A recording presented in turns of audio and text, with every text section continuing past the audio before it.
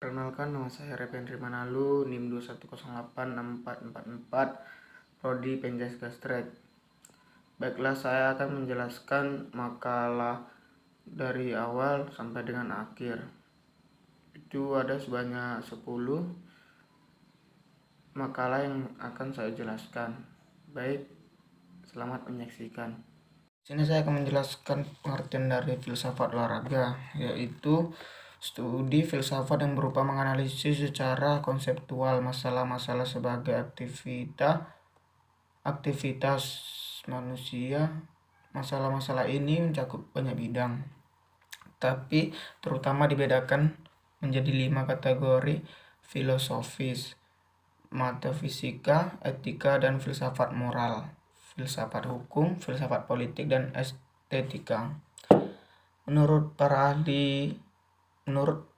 ahli yang bernama Edward Weierstrass, filsafat olahraga ialah filsafat yang senantiasa menyelidiki hakikat olahraga aktif yang berkaitan dengan seluk-beluk gerak yang dilakukan dalam olahraga dan hakikat olahraga positif ataupun penghayatan terhadap penyelenggaraan olahraga.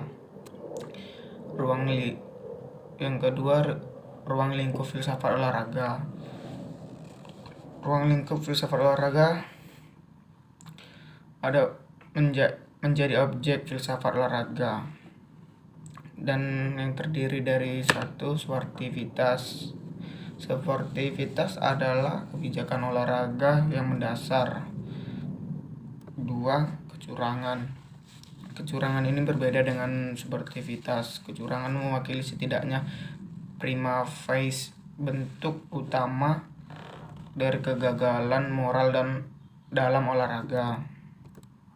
Yang ketiga, peningkatan kinerja, yaitu para atlet telah berusaha untuk meningkatkan kinerja mereka dan menerapkan berbagai peningkat kinerja yang berbeda, mulai dari zat farmasi, misalnya strategi, dan anabolik.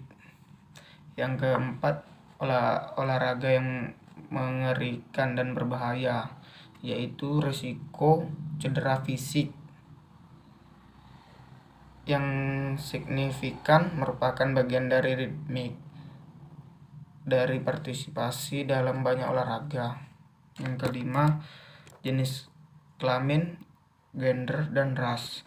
Persaingan olahraga secara tradisional dipisahkan berdasarkan jenis kelamin di sepanjang perbedaan biner pria ataupun wanita, dan tantangan terhadap pemahaman yang berlaku tentang seks dan gender setelah terdengar dalam komunitas olahraga sejak 1960-an.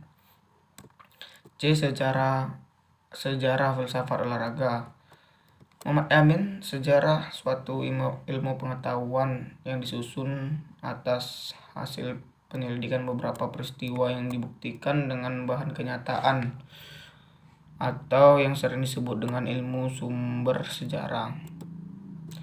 Filsafat olahraga adalah cabang dari ilmu filsafat yang berupa menganalisis konsep akan olahraga sebagai kegiatan manusia. Jadi kesimpulannya, materi ini adalah usaha untuk memahami hakikat mempersoalkan suatu isu secara kritis guna memperoleh pengetahuan yang hakiki pada suatu bidang tertentu. Ruang lingkup filsafat adalah suatu lapangan pikiran manusia yang amat luas. Segala sesuatu yang mungkin ada dan benar ada nyata, baik material dan maupun non-material atau abstrak.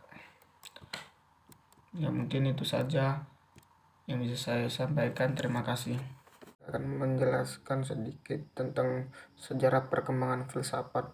Sejarah perkembangan filsafat itu atas dasar pemikiran dari kefilsafatan yang telah digunakan sejak abad ke-6. Ada 2 orang filsuf yang corak pemikirannya boleh dikatakan mewarnai diskusi filsafat sejarah perkembangan, yaitu Herakleitos dan Parmenides. Perkembangan secara periodisasi filsafat Barat adalah zaman kuno, zaman abad pertengahan, zaman modern, dan masa kini.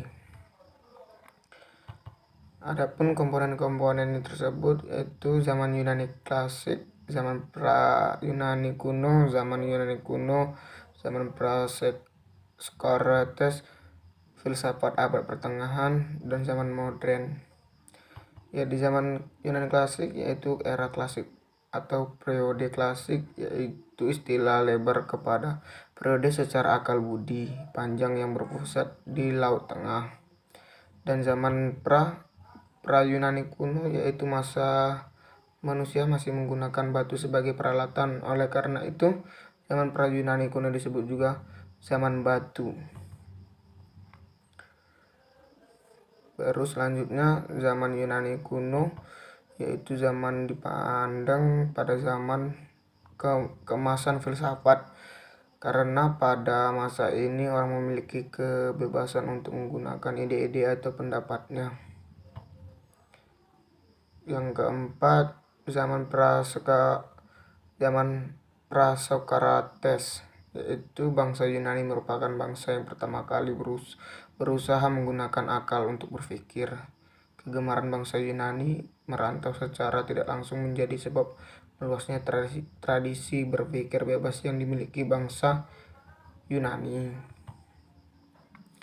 Yang kelima, filsafat abad pertengahan, yaitu sejarah pertengahan merupakan suatu kurun waktu yang ada hubungan dengan sejarah bangsa-bangsa di benua Eropa. Pengertian umum tentang zaman pertengahan yang berkaitan dengan perkembangan pengetahuan ialah suatu periode panjang yang dimulai dari jatuhnya Kekaisaran Romawi Barat pada tahun 476 Masehi sehingga timbulnya Renaissance di Italia. Yang keenam, zaman modern. Zaman modern adalah zaman yang perkembangan pesat di bidang pengetahuan politik dan teknologi di akhir abad 19 sampai abad 20. Jadi kesimpulannya dari materi tersebut yaitu perkembangan filsafat pada masa Yunani kuno lebih fokus pembahasannya mengenai komunisentris, artinya yang dipikirkan oleh orang-orang terdahulu ialah alam semesta, entah bumi maupun matahari menjadi pusat edar. Dan yang kedua, kesimpulannya perkembangan filsafat pada masa pertengahan lebih banyak membicarakan tentang teokentris, yaitu dimana menjadi topik pembicaraan pada masa itu ialah tentang ketuhanan. Jelaskan sedikit tentang ontologi. Yang pertama itu pengertian ontologi, yaitu kata ontologi berasal dari bahasa Yunani yaitu ontos dan logos. Ontos artinya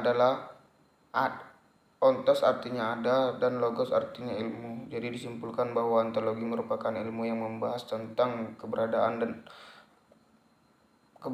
atau merupakan salah satu ilmu yang membahas tentang hakikat dari segala sesuatu yang baik. Yang kedua, contoh ontologi dalam kehidupan sehari-hari, yaitu diterapkan dalam kehidupan sehari-hari, yaitu meja. Dalam ontologi meja yaitu menggunakan realitas tentang meja. Realitas adalah terdapat gambaran atau ide yang membuat kita mengenai sebuah meja. Contoh ontologi lainnya yaitu tentang sahabat. Kita pasti memiliki sahabat yang sudah dikenal sejak lama dan selalu bersama setiap hari saat masa-masa sekolah, namun setelah tamat sekolah terpaksa harus dipisahkan karena tujuan hidup masing-masing. Kemudian kembali bertemu dengan sahabat setelah 7 tahun lamanya. Saat bertemu pasti dia akan memiliki perubahan fisik, entah itu tinggi, berat badan, model rambut, dan lainnya. Yang kedua yaitu epistemologi. Dapat didefinisikan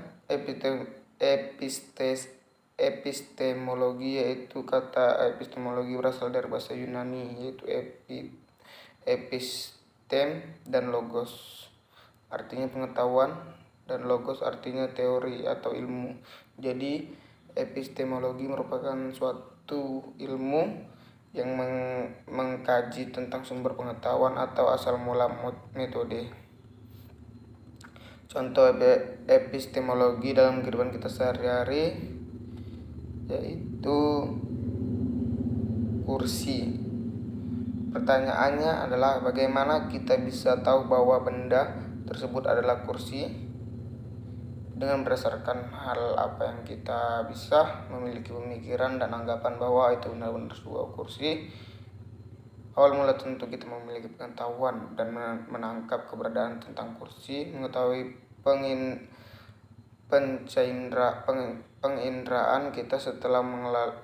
Setelah itu mulai dilakukan analisa yang dilakukan akal kita.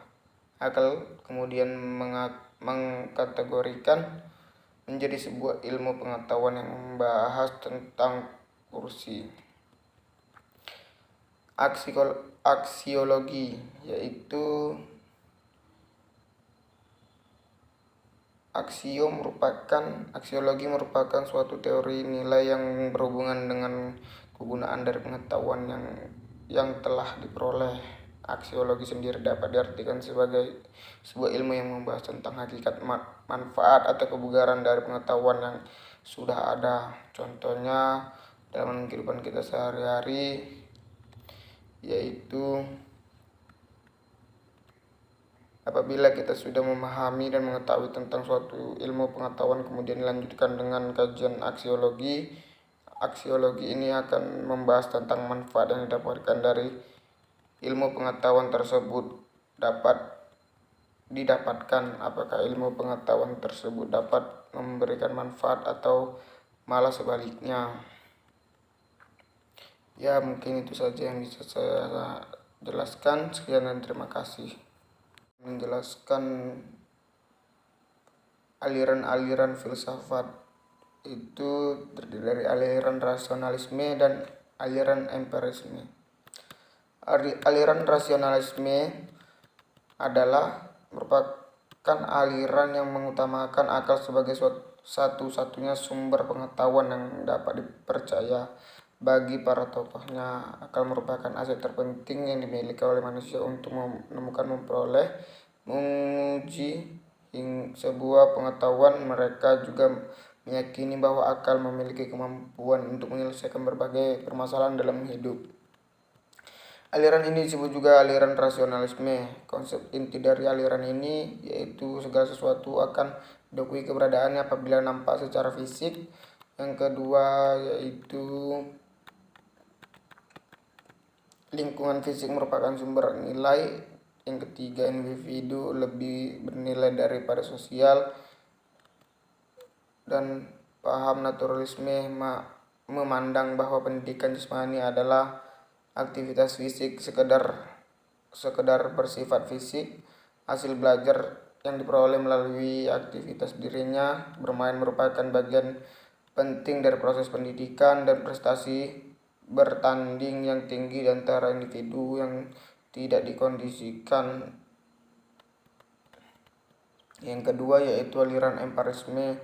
Aliran yang satu ini berfokus pada pengalaman yang dimiliki seseorang sebagai sumber dari pengetahuan. Empirisme ini berasal dari bahasa Yunani yang memiliki arti pengalaman inderawi atau pengalaman observasi melalui panca indera.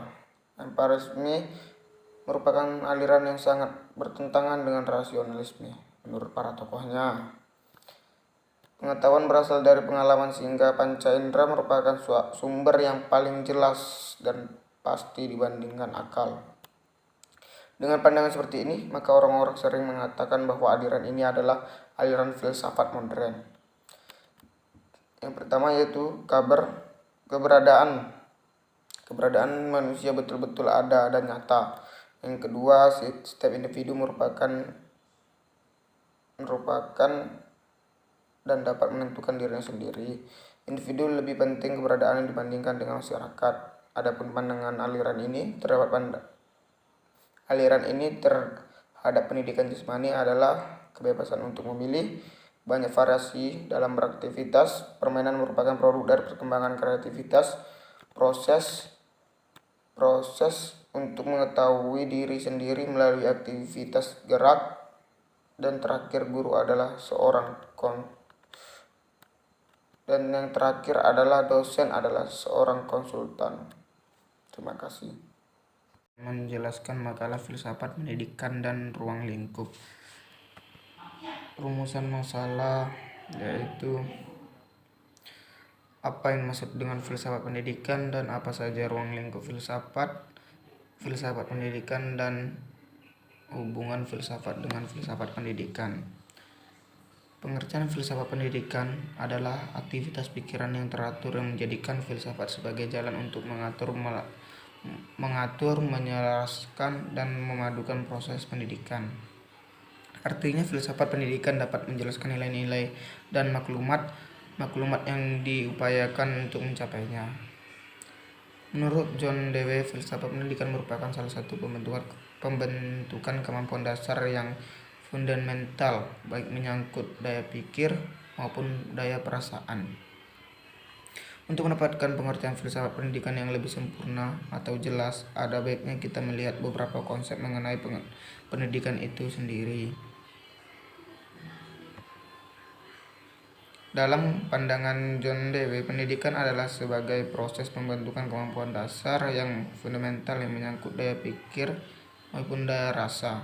Dalam hubungan ini, menjelaskan bahwa pendidikan adalah usaha mengubah tingkah laku individu dalam kehidupan pribadinya sebagai bagian dari kehidupan masyarakat dan kehidupan alam sekitarnya. B. Yaitu ruang lingkup filsafat pendidikan. Filsafat adalah studi secara kritis mengenai masalah-masalah yang timbul dalam kehidupan manusia dan merupakan alat dalam mencari jalan keluar yang terbaik agar dapat mengatasi semua permasalahan hidup dan kehidupan yang dihadapi. Dalam pengertian yang luas, filsafat bertujuan memberikan pengertian dapat menerima oleh manusia mengenai konsep-konsep hidup secara ideal dan mendasar bagi manusia agar mendapatkan kebahagiaan dan kesejahteraan. Secara makro, apa yang terjadi objek pemikiran filsafat yaitu permasalahan kehidupan manusia, alam semesta, dan alam sekitarnya juga merupakan objek pemikiran filsafat pendidikan. Namun secara mikro, ruang lingkup filsafat pendidikan meliputi yaitu yang pertama merumuskan secara tegas sifat hakikat pendidikan, yang kedua merumuskan sifat hakikat manusia sebagai subjek dan objek pendidikan, yang ketiga merumuskan secara tegas hubungan antara filsafat pendidikan, agama, dan kebudayaan, empat merumuskan secara hubungan antara filsafat pendidikan, teori dan pendidikan, 5 merumuskan hubungan antara filsafat negara, filsafat pendidikan, dan politik pendidikan, 6 merumuskan sistem nilai norma atau isi moral pendidikan yang merupakan tujuan pendidikan. Yang C adalah hubungan filsafat dengan filsafat pendidikan. Filsafat yang dijadikan pandangan hidup oleh suatu masyarakat atau bangsa merupakan asas dan pedoman yang melandasi semua aspek hidup dan kehidupan bangsa, termasuk aspek pendidikan. Filsafat pendidikan dikembangkan harus berdasarkan filsafat yang dianut oleh suatu bangsa, sedangkan pendidikan merupakan suatu cara mekanisme dalam menanamkan dan mewariskan nilai-nilai filsafat itu sendiri. Menurut John Dewey, filsafat merupakan teori umum sebagai landasan dari semua pemikiran umum mengenai pendidikan. Proses pendidikan sebagai rancangan terpadu dan menyeluruh. Yang pertama, menjelaskan berbagai makna yang mendasar tentang semua istilah pendidikan. Yang kedua, pokok yang menjadi dasar dari konsep pendidikan dalam kaitannya dengan bidang kehidupan manusia. Filsafat dalam arti filsuf merupakan satu cara pendekatan yang dipakai dalam memecahkan problematika pendidikan, menyusun teori-teori pendidikan oleh para ahli. Filsafat berfungsi untuk memberi arah bagi teori pendidikan yang telah ada menurut aliran filsafat tertentu yang memiliki referensi dengan kehidupan yang nyata. Yang kedua, filsafat. Dalam hal ini, filsafat pendidikan mempunyai fungsi untuk memberikan petunjuk dan arah dalam pengembangan teori-teori pendidikan menjadi ilmu pendidikan. Penutup dan kesimpulannya adalah: pertama, filsafat pendidikan sebagai ilmu pengetahuan normatif dalam bidang pendidikan merumuskan kaidah-kaidah norma dan atau ukuran tingkah laku perbuatan yang sebenarnya dilaksanakan oleh manusia dalam hidup dan kehidupan. Yang kedua, ruang lingkup filsafat pendidikan ialah semua aspek yang berhubungan dengan upaya manusia untuk mengerti dan memahami hakikat pendidikan yang baik dan bagaimana tujuan itu dapat dicapai serta yang dicita-citakan. Yang ketiga, filsafat pendidikan terdapat suatu hubungan yang erat sekali dan tidak terpisahkan. Filsafat pendidikan mempunyai peran yang amat penting dalam sistem pendidikan karena filsafat merupakan pemberi arah dan pedoman dasar bagi usaha-usaha perbaikan. Sarannya itu apabila ada salah kata tentang penjelasan mengenai filsafat pendidikan ini, saya mohon maaf. Yang sebesar-besarnya saya akhiri. Terima kasih. Menjelaskan mengenai makalah Play and Game. Play and game adalah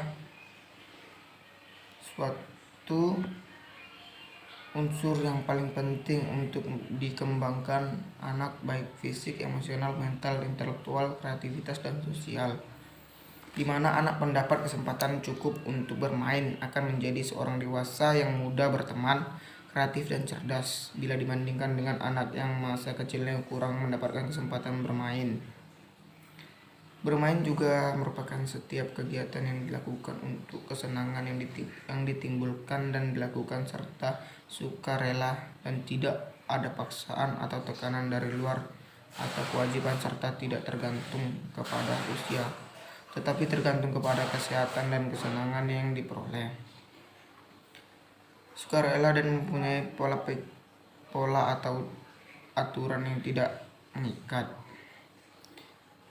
Yang B, karakteristik permainan atau play: bebas, sukarela, dan tanpa paksaan dalam berpartisipasi. Yang kedua, aktivitas bermain terpisah dari pembatasan ruang dan waktu. Yang ketiga, hasil dari aktivitas bermain adalah suatu yang tidak diketahui atau direncanakan. Yang keempat, aktivitas murni bermain tidak produktif, tidak menghasilkan nilai yang permanen. Yang kelima, peraturan tergantung pada kondisi. Dan yang kelima, kualitas bagian dari kehidupan nyata. Yang C, pengertian game, yaitu game diartikan sebagai permainan. Game bertujuan untuk menghibur, biasanya disukai anak-anak dan orang dewasa. Penting untuk perkembangan otak, meningkatkan konsentrasi, dan melatih memecahkan masalah. Game juga merugikan jika kecanduan game akan lupa waktu dan mengganggu aktivitas yang kita lakukan. Yang D, itu ruang lingkup games. Ada kompetensi dan hasil ditentukan oleh keterampilan fisik, strategi, dan kesempatan. Yang menurut Roger Calisius membagi permainan. Yang pertama, agon, permainan kemenangan, dan alea, permainan bersifat untung-untungan. Yang tiga, mimikry, permainan fantastis atau kebebasan. Yang keempat, alienage, permainan yang melampiaskan gerak. Ruang lingkup perencanaan game, deskripsi permainan yang meliputi cerita, informasi umum, dan konsep dasar permainan. Yang kedua, elemen-elemen yang ada pada game meliputi jenis pesawat, musuh, dan fitur lainnya. Yang terakhir yaitu kesimpulannya. Bermain adalah unsur yang paling penting untuk perkembangan anak, baik fisik, emosional, mental, intelektual, kreativitas, dan sosial, di mana anak dapat kesempatan cukup untuk bermain akan menjadi orang dewasa yang mudah berteman, kreatif, dan cerdas bila dibandingkan dengan anak yang masa kecilnya kurang mendapatkan kesempatan bermain. Game diartikan sebagai permainan. Game bertujuan untuk menghibur, biasanya disukai anak-anak dan orang dewasa. Penting untuk perkembangan otak, meningkatkan konsentrasi, dan melatih memecahkan masalah. Dan sarannya adalah dalam bermain sebuah game harus menciptakan berbagai macam game yang dapat mengingatkan konsentrasi dan melatih memecahkan masalah dalam game tersebut. Apabila ada kesalahan, saya mohon maaf. Saya akhiri, terima kasih. Akan menjelaskan makalah filsafat tentang relasi play, games, and sport.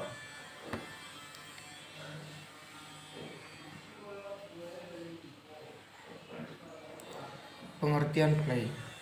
Play merupakan suatu perbuatan atau kegiatan sukarela yang dilakukan dalam batas-batas ruang dan waktu tertentu yang sudah ditetapkan menurut aturan yang telah diterima secara sukarela, tetapi mengikat sepenuhnya dengan tujuan dalam dirinya serta oleh perasaan tegang dan gembira dan kesadaran.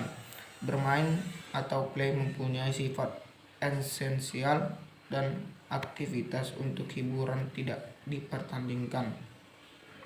Bermain adalah segala aktivitas untuk memperoleh rasa senang tanpa memikirkan hasil akhir yang dilakukan secara spontan tanpa paksaan orang lain.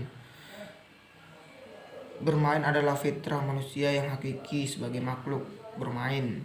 Bermain suatu kegiatan yang tidak berprestasi apa-apa. Dalam bermain dapat unsur ketegangan yang tidak lepas dari etika seperti semangat fair play yang sekaligus menguji ketangguhan, keberanian, dan kejujuran pemain. Waktu tanpa wasit pun permainan anak-anak terlihat belum tercemar.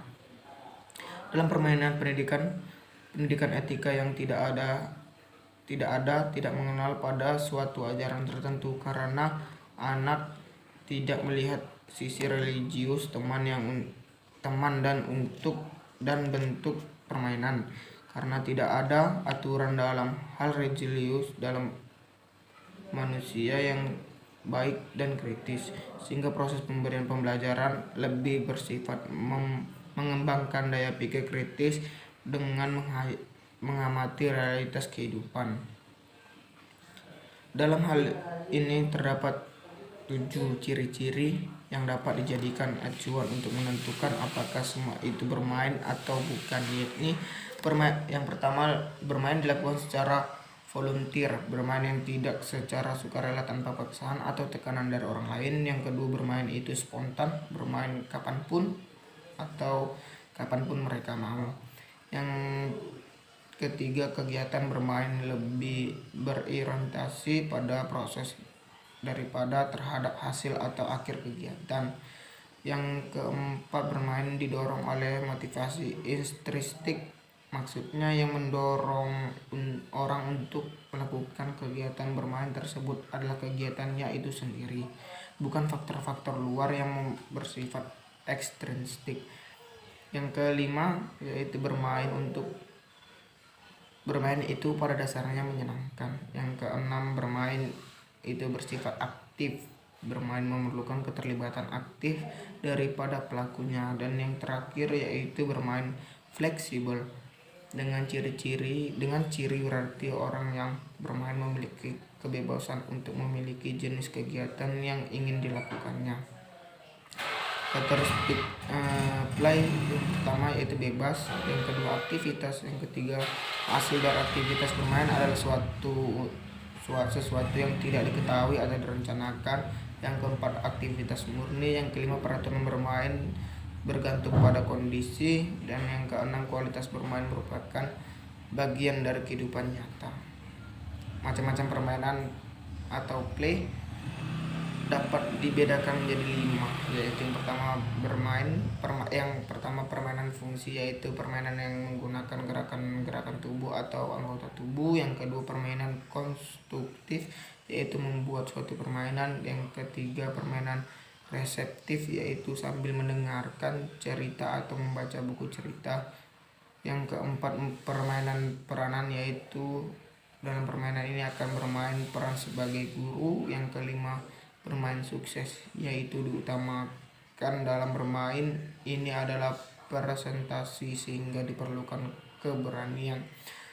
Tujuan permainan yaitu mengembangkan kemampuan menyamakan dan membedakan, mengembangkan kemampuan berbahasa, mengembangkan pengertian tentang berhitung, menambah, mengurangi, merangsang daya imajinasi, dan berbagai macam cara bermain pura-pura. Pengertian play menurut para ahli, menurut Stringency, bermain merupakan seluruh aktivitas anak termasuk bekerja, kesenangan, dan merupakan metode bagaimana mereka mengenal dunia. Dan pengertian games yaitu berasal dari kata bahasa Inggris yang memiliki arti dasar permainan. Permainan dalam hal ini merujuk pada kegiatan kelincahan intelektual. Game juga bisa diartikan sebagai arena keputusan dan aksi permainan. Ruang lingkup pada games mempunyai karakteristik antara lain: yang pertama kompetensi, dan yang kedua hasil ditentukan oleh keterampilan fisik, strategis dan kesempatan. Adapun yang harus diperhatikan saat bermain menurut Stringency pada tahun 1995 adalah yaitu ekstra energi, yang kedua waktu, yang ketiga alat permainan, yang keempat ruangan untuk bermain atau bisa juga di luar lapangan, yang ketiga pengetahuan cara bermain, yang keempat teman bermain. Sarannya yang C, pengertian sport. Olahraga telah ada sejak nenek moyang kita dahulu. Sering sekali kita mendengar olahraga juga mencatat sejarah yang cukup panjang. Adanya berbagai olahraga baru menuntut mewarnai kehidupan manusia di muka bumi. Dalam perspektif pengembangan ilmu olahraga masa kini dan masa depan, yang pada hakikatnya olahraga merupakan bagian atau salah satu segi kehidupan manusia yang beradab baik sepanjang masa atau dari masa ke masa. Dengan demikian kita sudah harus menjadikan olahraga sebagai ilmu yang harus kita pelajari. Dengan keilmuan yang terus berkembang, olahraga ini dapat diperhitungkan. Maksudnya, dulu kita sering berpikir kalau olahraga dalam pelaksanaan pertandingan dan perlombaan ini dapat dilakukan oleh siapa saja dan dapat dimenangkan oleh siapa saja. Namun setelah ada penelitian, orang-orang yang bisa mengembangkan bakatnya dalam olahraga sekarang sudah bisa dicari melalui pemeriksaan medis yang kompleks. Artinya, proses pencarian calon atlet dilakukan dengan mencari bakat dari anak-anak kecil. Selain itu, proses untuk menjadi juara dalam suatu pertandingan.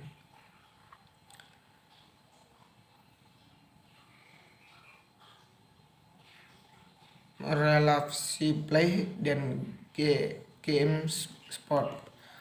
Menurut Edward pada tahun 1973, pengertian olahraga bergerak dari pengertian yang luas meliputi play, games, dan sport.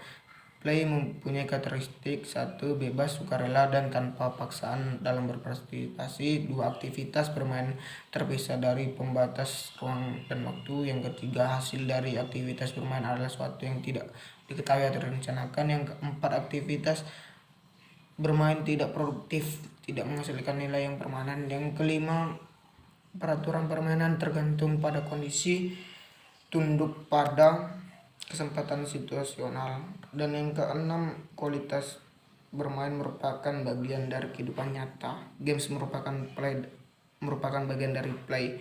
Semua bentuk dari play games memiliki semua karakteristik play, akan tetapi semua itu diatur dalam peraturan yang sengaja dibuat dan harus ditaati bersama.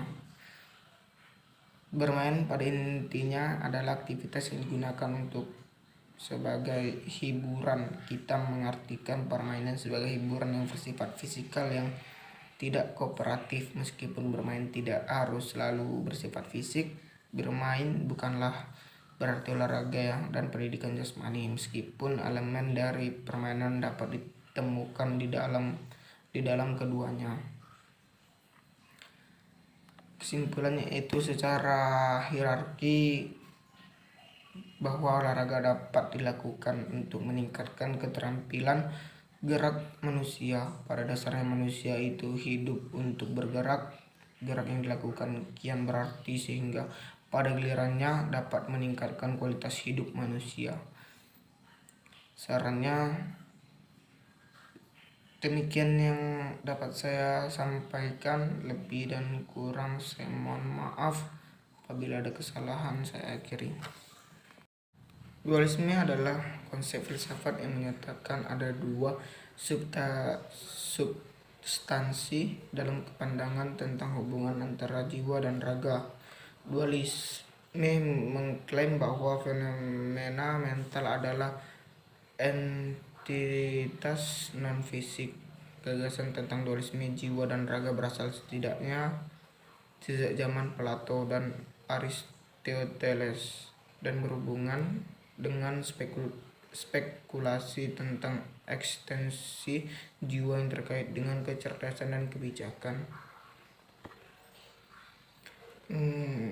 Sejarah dualisme dari pandangan kuno. Dari pernyataan ini telah diubah sebagai filosofi praskolatif atau dualisme. Munculnya dalam ajaran Pitagoren tentang perpindahan jiwa dan kebendaan atau hadir seperti posisi filsafat sebagai antonisme de Korintus.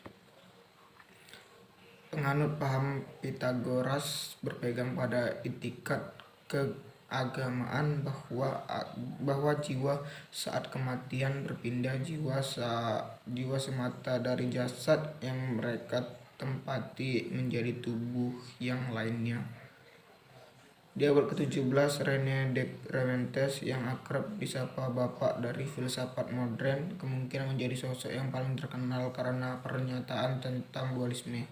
Tanpa menuju ke arah yang lebih jelas, kehausan dan argumen penting, kita dapat menyatakan bahwa dasar Descartes sama saja dengan kedua pernyataan utama yang memiliki karakter dualisme dari formula awal. Macam-macam dualisme.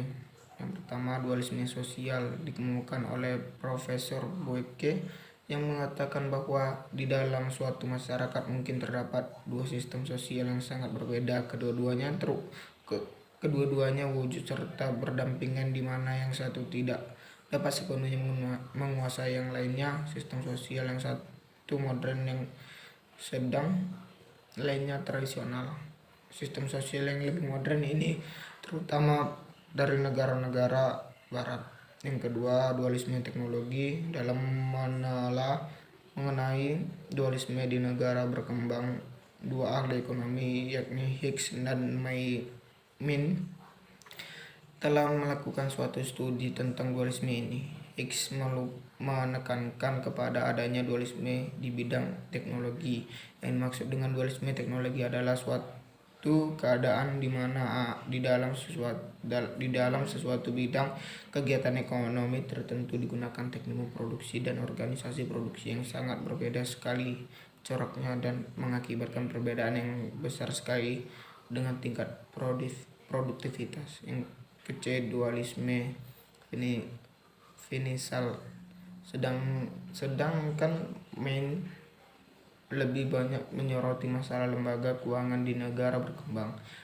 Analisa Main mengenai pasar yang melahirkan adanya dualisme financial.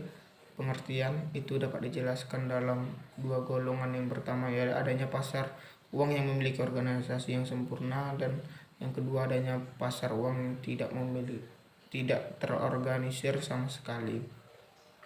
Yang kedua, dualisme regional. Pada tahun 1960-an banyak orang mulai membicarakan mengenai masalah dualisme regional. Yang dimaksud dengan Dualisme regional ini adalah ketidakseimbangan tingkat pembangunan yang berbagai daerah dalam suatu negara. Akibat dari ketidakkeseimbangan dalam pengembangan mengakibatkan adanya jurang perbedaan tingkat kesejahteraan.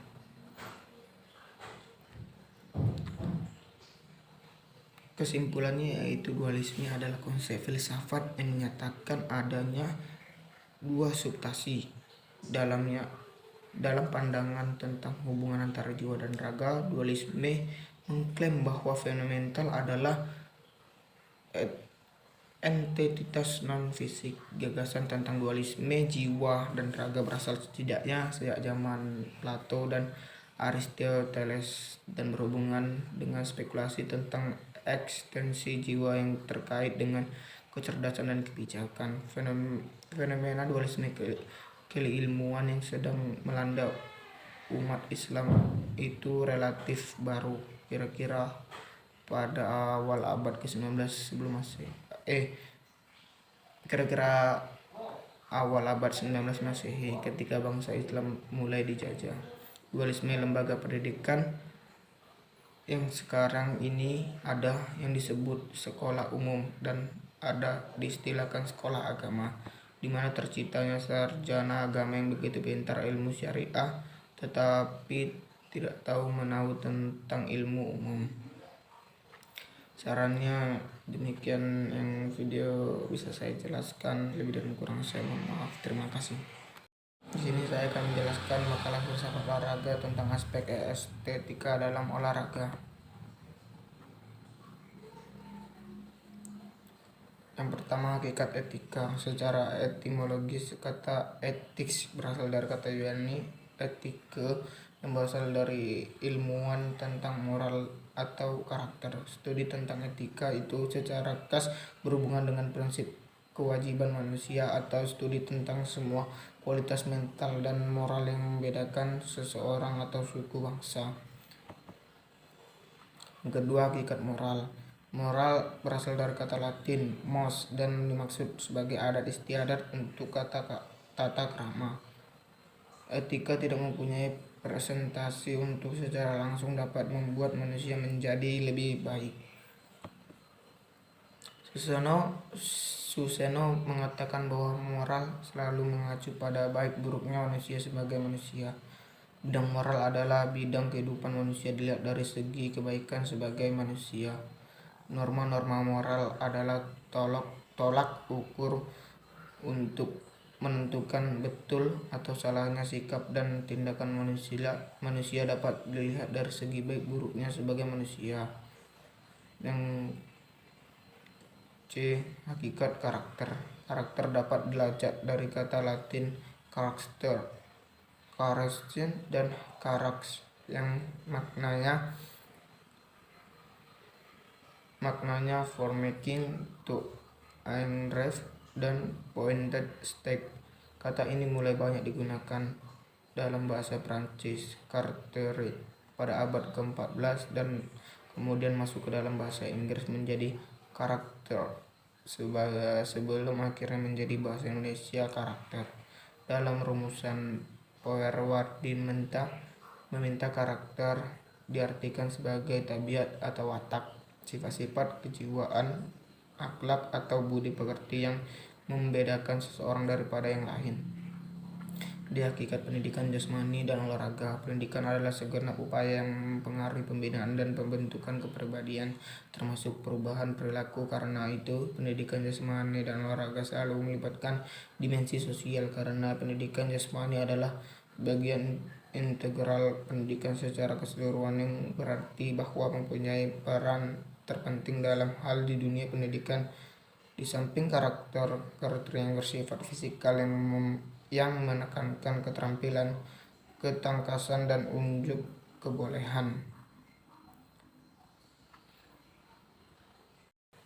Pengajaran etika dan moral melalui pendidikan jasmani. Sebagian dasar dari definisi pendidikan jasmani yang mengatakan bahwa bagian internal dari pendidikan secara keseluruhan yang sangat jelas bahwa pendidikan jasmani mempunyai peran pendidikan secara keseluruhan yang sangat jelas bahwa pendidikan jasmani mempunyai peranan yang sangat sentral di dunia pendidikan. Oleh sebab itu, guru pendidikan jasmani harus mencoba mengajarkan etika dan nilai dalam proses belajar mengajar.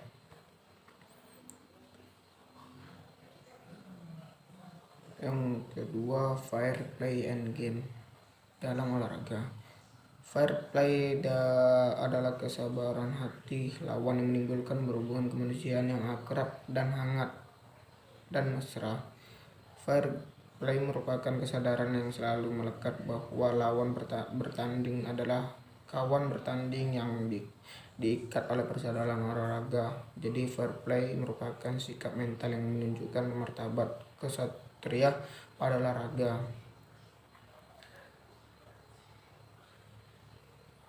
Yang kedua, doping ditinjau dari aspek etika. Yang pertama, pengertian doping yaitu adalah penggunaan zat-zat yang menghasilkan efek untuk meningkatkan performa. Yang kedua, dampak doping di dalam dunia olahraga. Salah satu menggunakan obat terlarang dalam olahraga dalam merosotnya kepercayaan terhadap hasil yang dicapai dalam suatu kompetensi.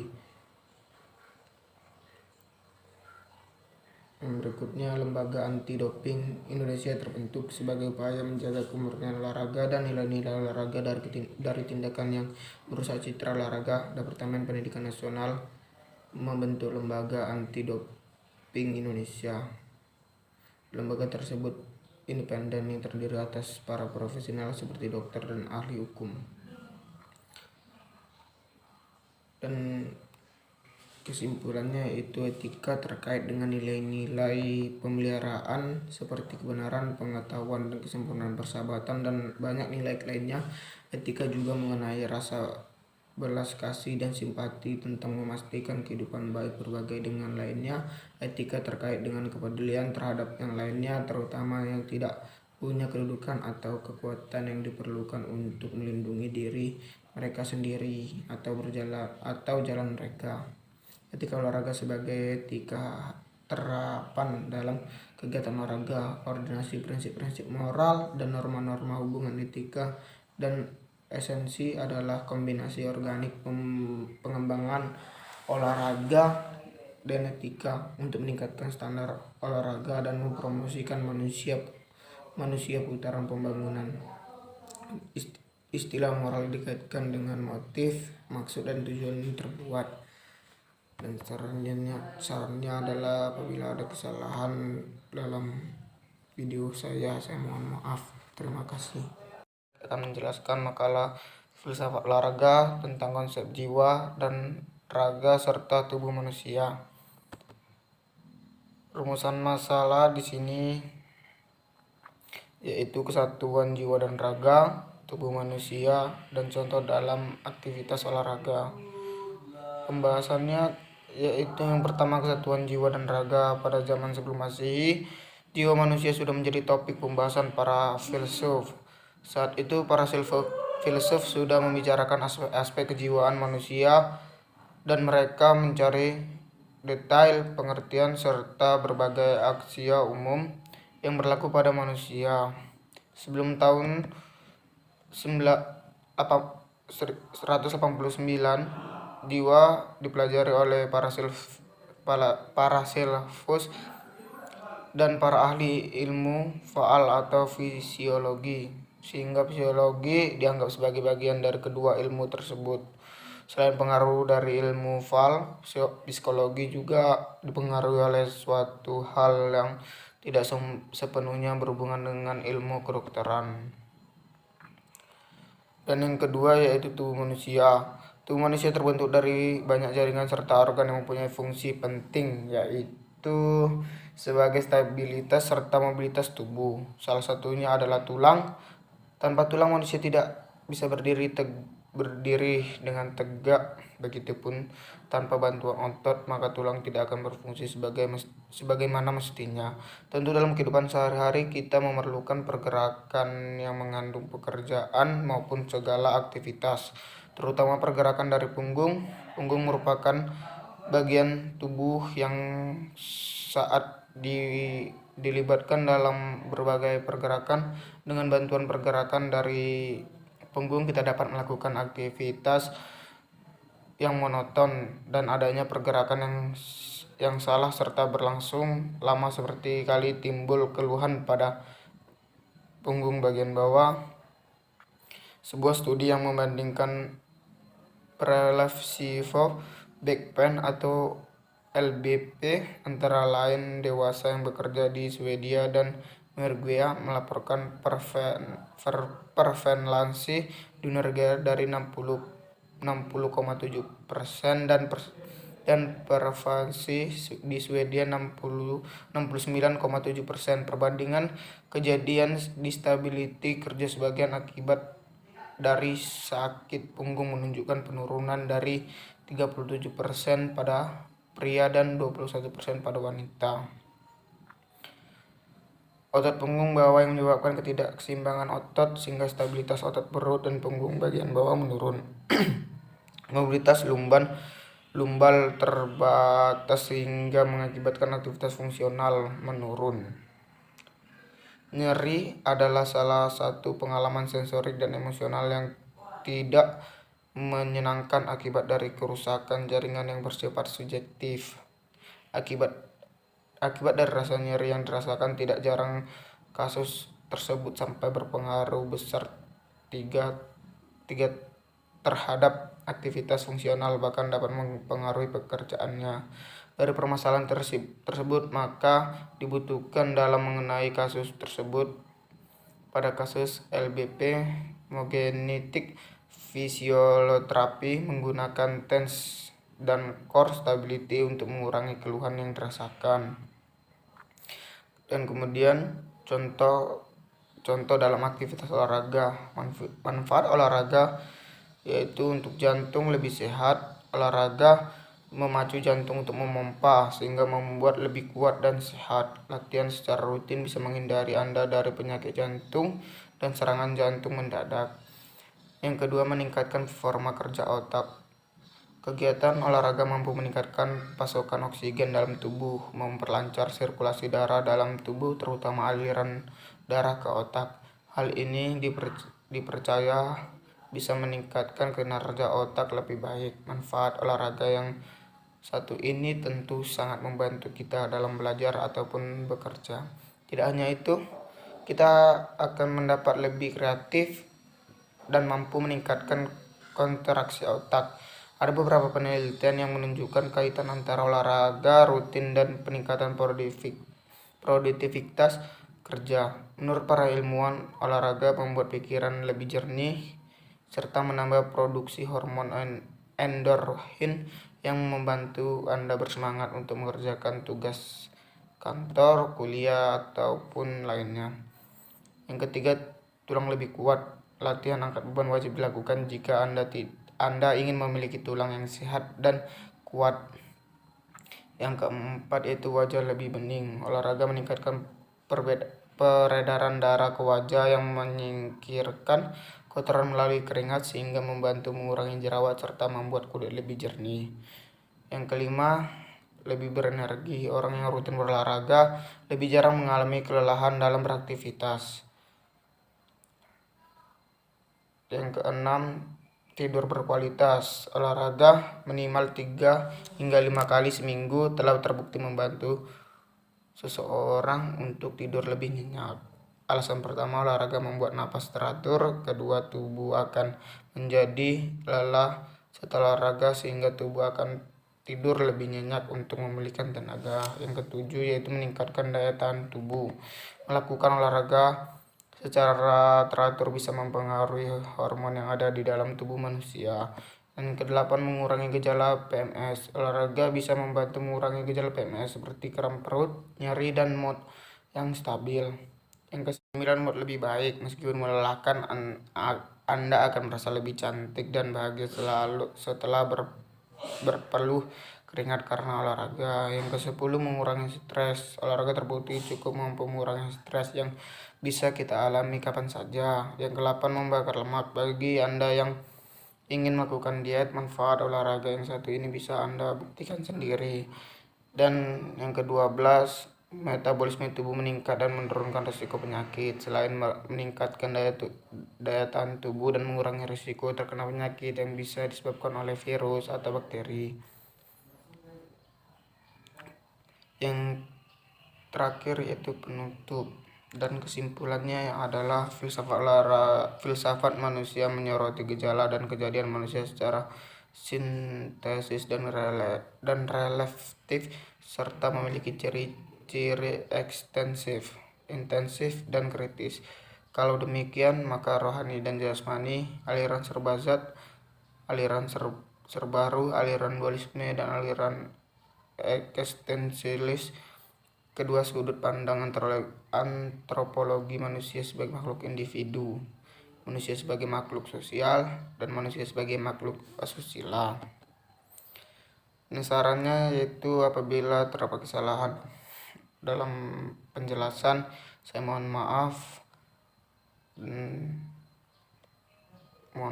yang sebesar-besarnya. Sekian dan terima kasih.